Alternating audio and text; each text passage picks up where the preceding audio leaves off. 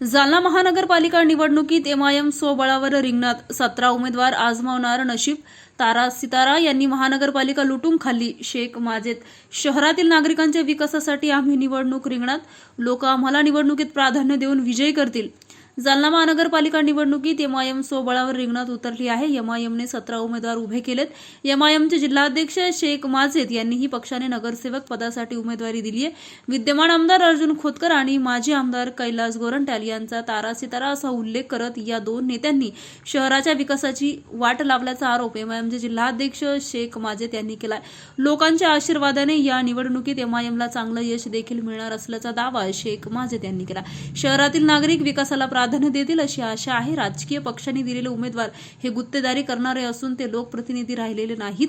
गुत्तेदारीसह माध्यमातून या नगरसेवकांनी प्रचंड भ्रष्टाचार केला असून यांनी केलेल्या भ्रष्टाचाराची चौकशी लावू असा इशारा देखील एमआयएम जिल्हाध्यक्ष माजेत यांनी केलाय.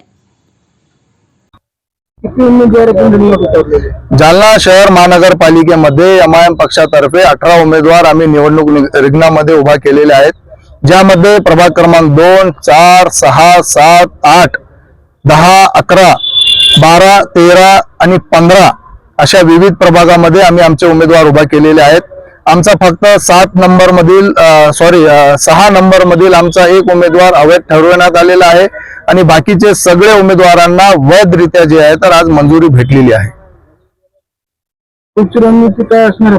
आम्ही फक्त जनतेचे प्रश्न घेऊन सामाजिक सलोख्यासाठी समाजाच्या विकासाबाबत सर्वात मोठा हा आमचा अजेंडा आहे का समाजाचा विकास कसा होणार आहे. कारण की मागील 20 वर्षापासून हे दोन व्यक्ती तारा आणि सितारा ज्यांनी नगरपालिका लुटून खाल्ली, जनतेला फक्त फसवणूक केली. आज जालन्याचा जे बेहाल झालेला आहे तर हा हाल फक्त तारा आणि सितारा यांच्यामुळेच झालेला आहे आणि तारा सिताराला तडीपार करण्यासाठी एमआयएम पक्ष रिंगणामध्ये उभा आहे आणि आम्हाला पूर्ण भक्कम विश्वास आहे की जनता जनार्दन आमच्या पाठीशी उभा राहील आणि एमआयएम पक्षाला भरभरून मतं देऊन जे आहे तर ते काउन्सिल मध्ये पाठवणार. आमचा एजेंडा आमच्या समाजाचा विकास, सगळ्या समाजाला, समाज बांधवांना सोबत घेऊन जायचं. रोड, नाली, पाणी, विजेचा हा तर मुद्दा आहेच. याच्या व्यतिरिक्त समाजाचा कसा विकास होईल, समाजातील महिलांना कसा रोजगार मिळणार, समाजातील लोकांना महानगरपालिकेतर्फे आम्ही काय स्कीम, काय योजना आम्ही त्यांच्यापर्यंत पोहोचवणार, याच्यावर आमचं जास्त फोकस असणार आहे. याच्यावर आमचं जास्ती मेहनत असणार आहे आणि आम्ही समाजाच्या विकासासाठी, समाजातील लोकांच्या आर्थिक विकासासाठी ही निवडणूक लढवत आहोत. आणि ज्या लोकांनी निवडणूक जिंकली त्यांनी त्याच्यानंतर आपल्या प्रभागाचा तर विकास केलेला नाही, त्यांनी फक्त ठेकेदारी आणि गुत्तेदारी केलेली आहे.